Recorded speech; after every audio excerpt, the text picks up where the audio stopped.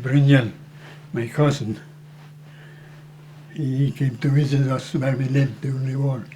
We rented a small farm during the war. And one day he came to visit me. And we decided we were going to go down to the big lake and rent a boat. And we made up some fishing poles out of branches from a tree. We didn't have no hooks on, just some nylon rope. And then we knocked on the door to the people that owned the boat and asked if we could rent the boat. And they said, no, but you can sit in the boat, but you're not allowed to go out. And we were sitting in the boat and pretending we were fishing. And then we finally made it home. Mom was pretty mad. And she put Brynjel in the food pantry and locked the door. And then she spanked me. And then after that she took Brynjel out and spanked him. And I never forget it. He was so mad, he was kicking the door in the pantry. He couldn't get out. And to this day, we talk about it when we get together. More fishing trip. The Germans, they had a camp not far from where we lived. And I used to go up there and get some knäckebröd from them. They had some good knäckebröd, Vasa bread. And one day, one of the Germans came out to me and asked him if they had eggs. They never got no eggs. So he said, yeah, we have some. Well, I tried you for the Constantina and eggs. And I told my dad when I got home, yeah, go up in Gammelstova underneath the foundation there. Hen is lying there on some eggs. Take them. And I went up there. There was about 12 or 15 eggs.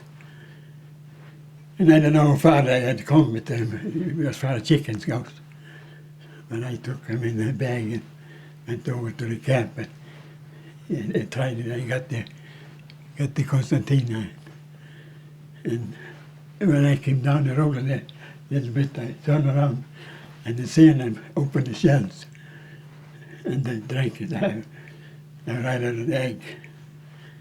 And then there must have been small chickens in there already. They emptied, they ate it. So that's how I got my first accordion. Yeah, and this is back to the time when we lived at the small farm during the war. We were playing Indianers, I would say, in Norway. And we made some, what do you call the big arrows you throw. You don't use some bow and arrow. You make some 5 or 6 foot long. Javelin. Javelin. Yeah. And I threw one Torbjörn and it hit him in the neck. And we got scared. Brynjel was with me at that time too. And we started running towards Tyen, where Brynjel lived. And then my dad, he came from Tyen, he had been visiting at Tyen. And I told him, I think I killed Bjarne. What do you mean? So I told him the story. Yeah, let's go and see, he said. And we went down to the spot in the woods where this happened. And Bjarne wasn't there. So we went home and he was home and it wasn't so bad as we thought. It was just a little hole in the inside. And he took it out and he went home. And Mommy cleaned it up. But we were pretty scared till we seen him. Because the way it looked like when I threw it, it looked like he went far in. One day we were playing in the living room at home. Which time he was about 5 or 6 years old. I was teaching how to make bird feeds with a piece of string. And all of a sudden, he tilted over and he fell on the floor. He was unconscious. And mommy came running. What do you do to Einstein? What do you do to Einstein? I didn't do nothing. He just fell down, I said. So she put some cloth with cold water on his forehead and he came around. So next day I took him to the doctor and it was the sinuses was clogged up. And he had to go to the big hospital in Bergen and to have a surgery and to clear it up. You told me at some point some story about some bees chasing you when you were younger. Yeah, it was a bunch of guys that went swimming early in the spring. Yeah, it was in a creek. We dammed the dam. I made a dam, so we had a pretty good sized dam, and then we let the sun warm it up for a couple of days, and we go swimming. We weren't allowed to go in the big like that early. So we ran over to the new swimming pool, took our clothes off. We were naked, and we threw our clothes on top of some juniper bushes. And all of a sudden, one guy started screaming, "Oh, a wasp, a wasp!" And I was seeing hundreds of wasps coming out from underneath their clothes. They had a big wasp bomb in there. And we ran. And we didn't have no clothes. And just by accident, the brothers to one of the guys, he had decided to take a walk to see what we were doing. So he went and chopped down a long stick with a hook in it, and he fished out their clothes. How many of you ended up getting bit? All of us. We got quite a few bits too. It was a big bomb. There must be thousands of them in there. Guess you're careful where you put your clothes after that. Yeah. Did you ever go fishing with your dad growing up? Yeah. That's one time he was going to go with a friend of his that had a summer farm. And my dad was going to do some patchwork. His roof was leaking. So my dad was going to go out to his summer farm and do some roof work. And he came and got me. And he said, take some fishing line, but maybe we can do some fishing on our way. He knew we were a creek, we came out of a lake. And he used to go there to fish when he was a kid himself, he said. And he hadn't been fishing there since. So we took off. He took off from work that Saturday. He usually worked Saturday. We left early in the morning Saturday. And we came to that creek. He chopped us down some pretty good sized rods, fishing rods. Made up pencil hooks on them. Dad had filled up a fishbowl can with worms.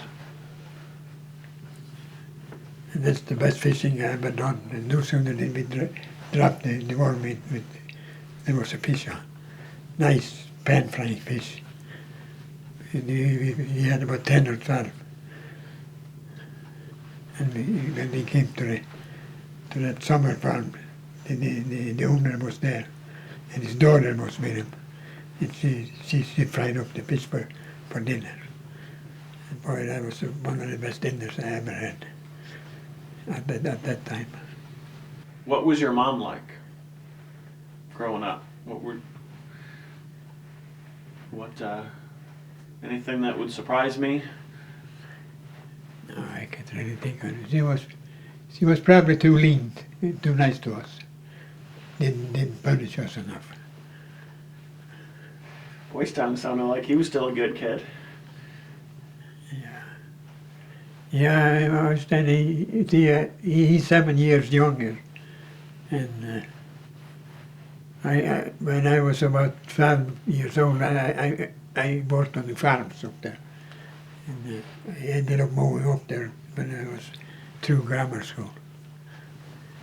While I was going to church for the confirmation, I had already moved out from home. They had a movie in Voss about Windjammer. There was Christian Radic. And I thought the world of this thing, that must be fun to be on a ship like that. So I checked around with my buddies, my school friends, and I found one that wanted to try it with me. So we sent for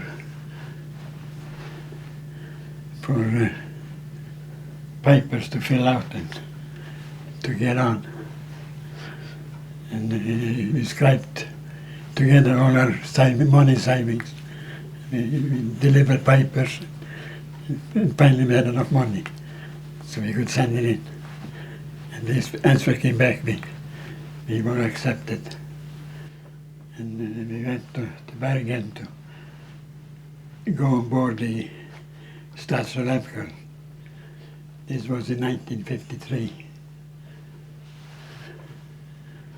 And we took we managed to learn discipline, but I ended up in a galley where we made food, because I was only 15, and you had to be 16 to be a deckhand.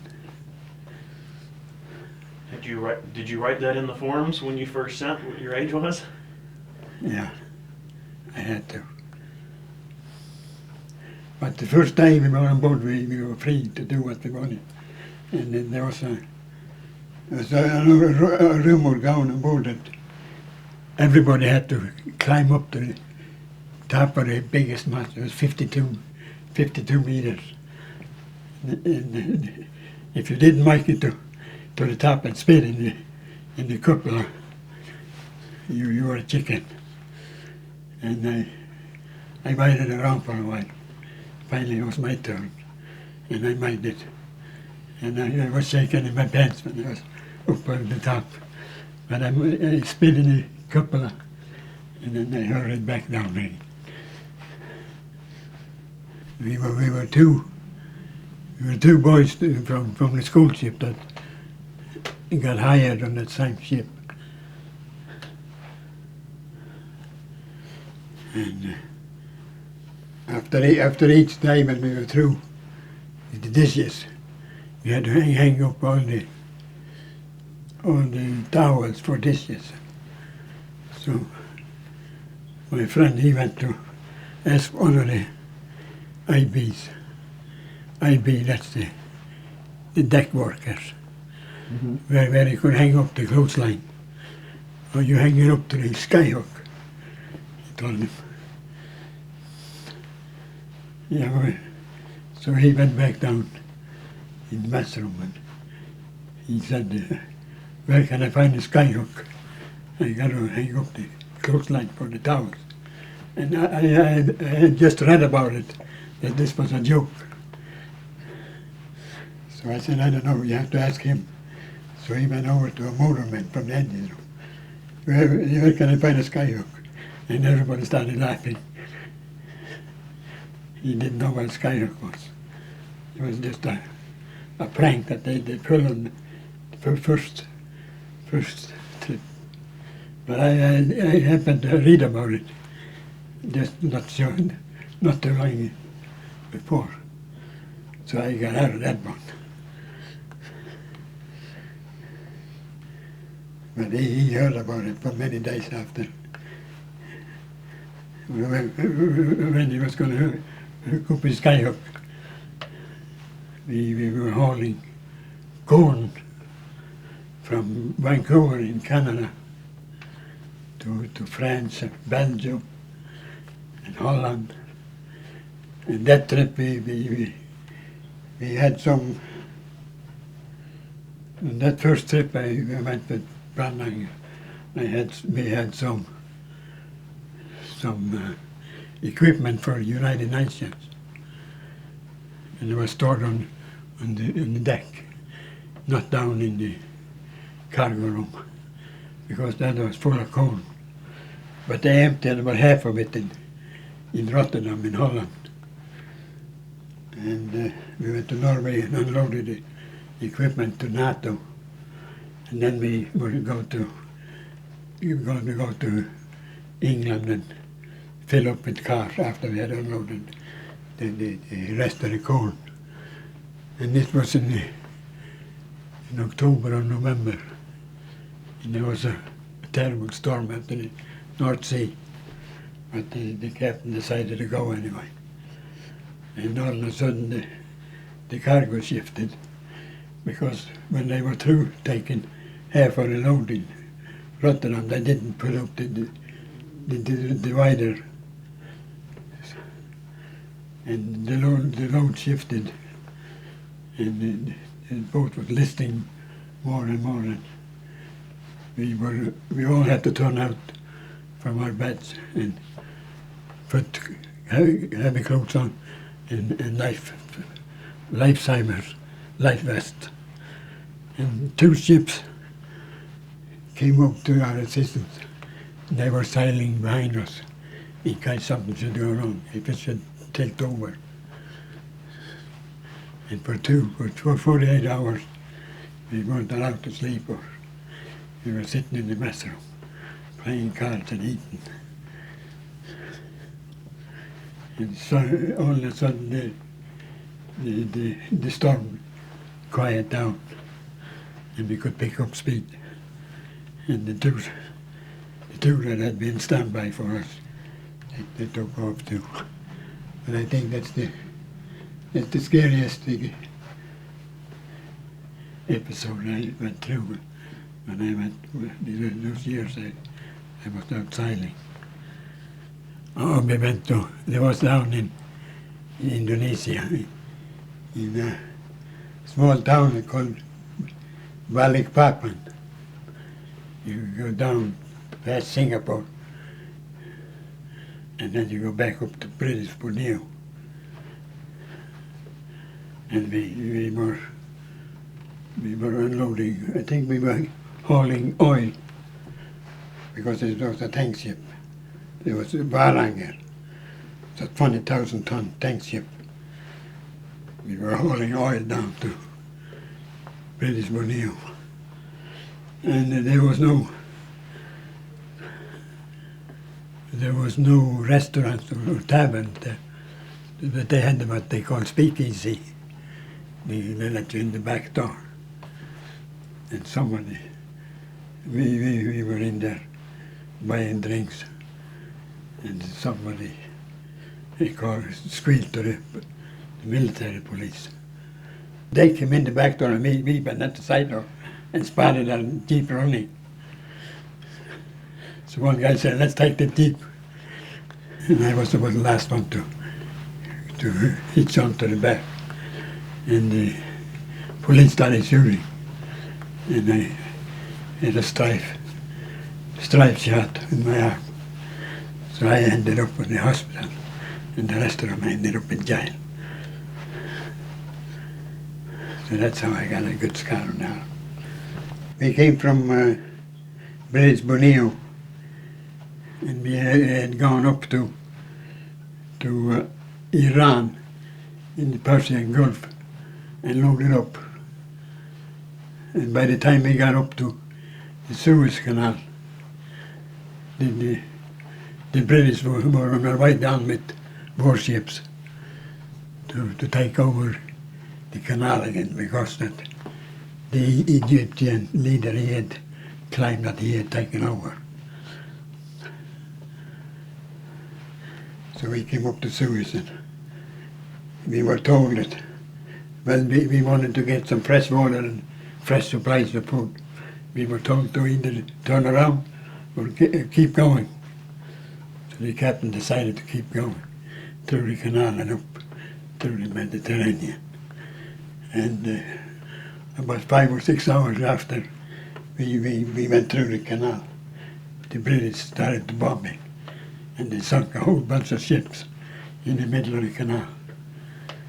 So that canal was closed for many years.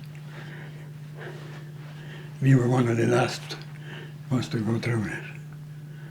Your dad persuaded your mom to sign the forms for you to go on the boat. Did he give you much trouble about it? No. Did he think that was an okay idea? Yeah, he at that time, Bjarne, he was going to school in Boston. So my dad said he didn't have the money to have us both in school at the same time. So he said, take a year out sailing, save some money, and come back home, and then you can take your turn in school. But that never materialized. I came home after 2 years, and I was traveling around. And by then I was almost broke. So I went up to the ship owner's office and told him I was ready to go. But this time I wanted to be in the engine room. They hired me on as an engine boy, and you mostly do the dirty work. You clean the floors. All the floors in the engine room was diamond plates, 3/8 thick, with those squares in there. And you clean it with diesel oil. That sounds a little dangerous, doesn't it? No, not diesel oil. And there was oil we were burning for the engines. This was a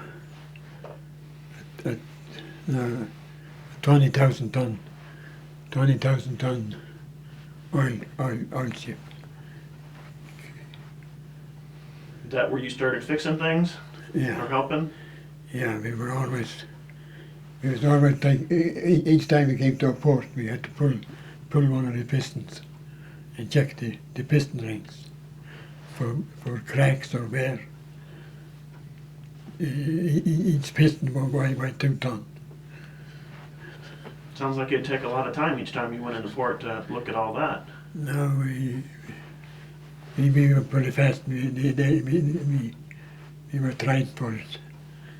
Before we even pulled the pistons, we went through it with the old crew that went off.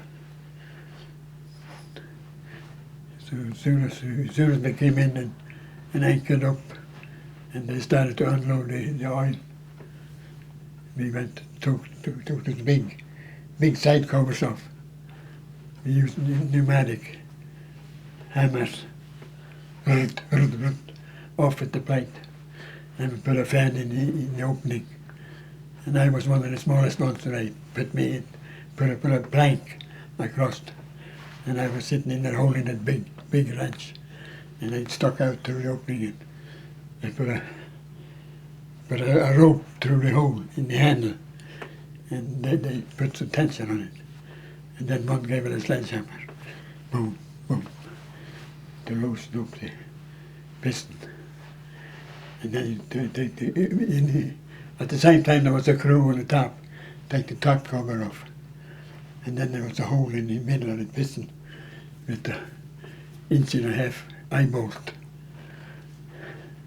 So we threw that in, and we had an overhead crane, lift it up, check the rings, take them off and clean it, put it back together. We did it in a day. So how often would that be? I mean, how many times? Like one? Well, the chief, he came down every morning and put an instrument on an exhaust valve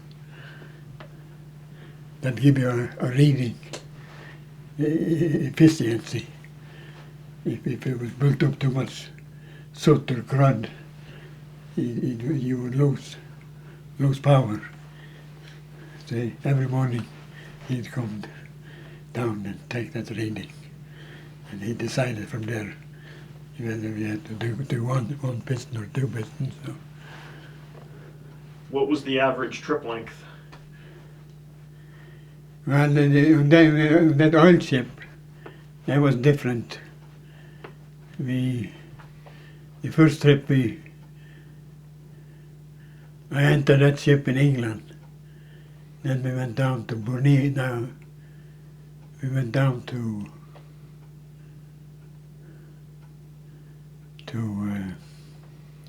Curacao.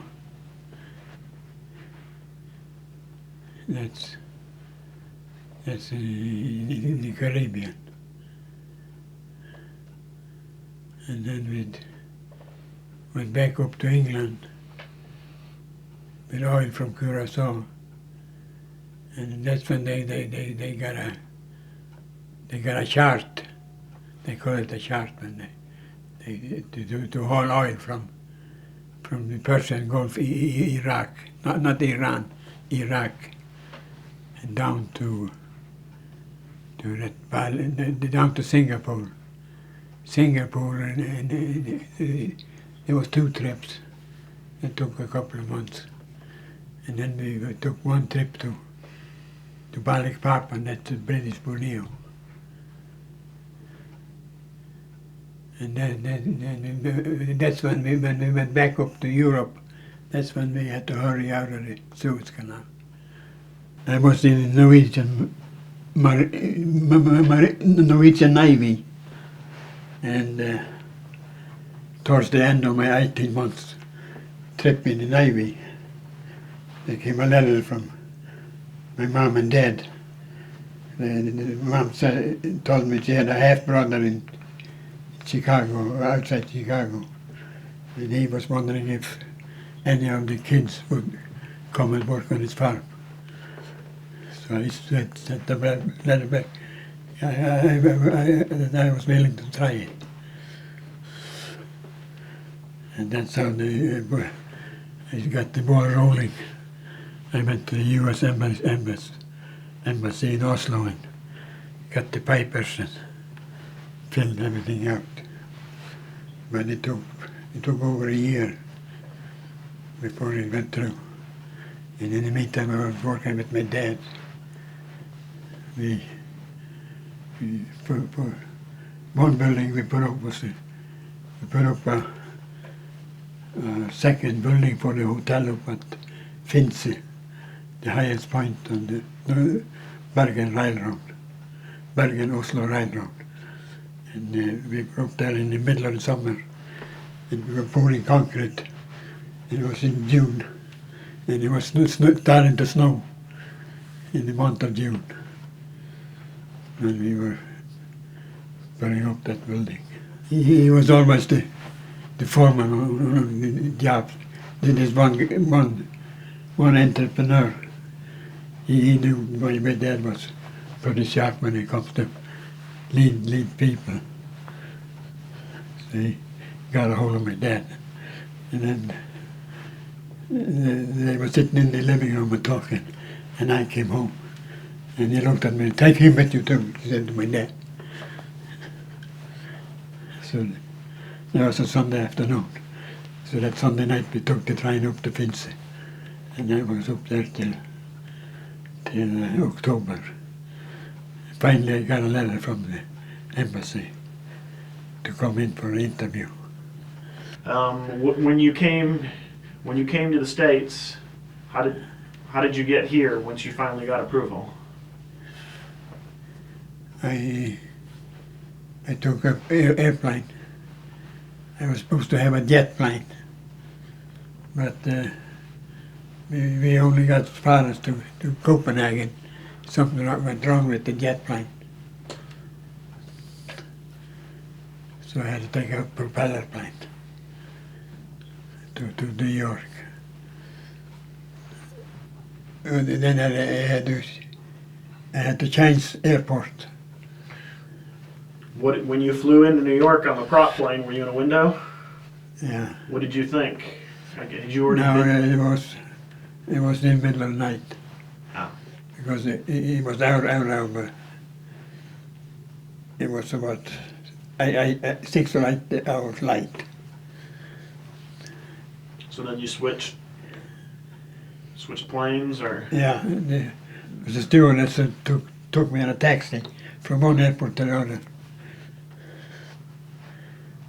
And then when I came to Chicago, Irving was standing down below I recognized him. I never seen him before, but I recognized him from pictures.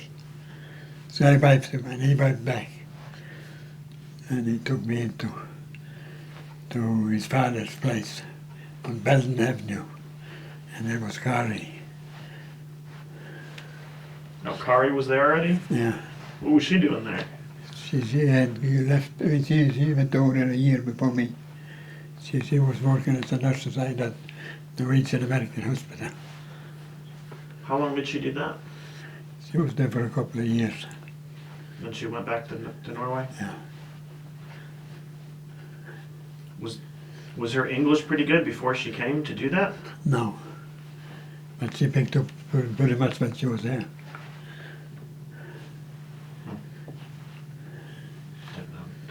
Yeah, Under Highland, he was on the board, so he got the job as a nurse's aide. And he got me a job there too. You worked at the hospital for a while? Yeah, I went to Ivan Island first to work on the farm, but I couldn't take it. So Andrew, he got me a job as like a maintenance man, groundskeeper and maintenance man at the hospital. That sounds something that you'd probably enjoy more. Yeah, I kind of like that job. But then I got a connection with an older guy that worked for a heat training outfit in Park Ridge. He said he'd get me in there for more money than he was getting at the hospital. So I took a ride with him one morning, and they hired me right away. And I worked there for about 2 years. Then I went to Rockford. Rockford, I didn't know that. Yeah, I went out to Rockford to work for an outfit that made die casting machines. And I got into the plumbing department. They did all the piping and plumbing on it. 2, 4, and 6, and 8,000-ton die casting machines. I liked that. And they put me in like a training course. They were going to send us out as servicemen. We go out to the road and service those machines that we had built. And they kept promising me, you're next. Never materialized. They said they had too many bad experiences with young guys like me disappearing with the truck and tools and everything. They wasn't going to take that chance. They wouldn't know when I was going to get married. So I said goodbye. I packed my suitcase. I went back to Chicago and started the construction. I knew Jörgen from a couple of times. I had been in visiting Kari, and I called him and asked if he had a spare room for me for a while. So I moved in with Jörgen for the first year. I worked with different high-rises down in Chicago. Did you like that? Yeah, money was good. If you went back to Norway and you walk into a restaurant, what would be the thing that you'd want to eat? What would you order if you went back again? What's your favorite that you could get in a restaurant? Yeah, I don't know. If it was in Voss, I would go. There's a couple of restaurants. They always have kumla. I'd go to the restaurant and have kumla. What would you have for dessert? Caramel pudding.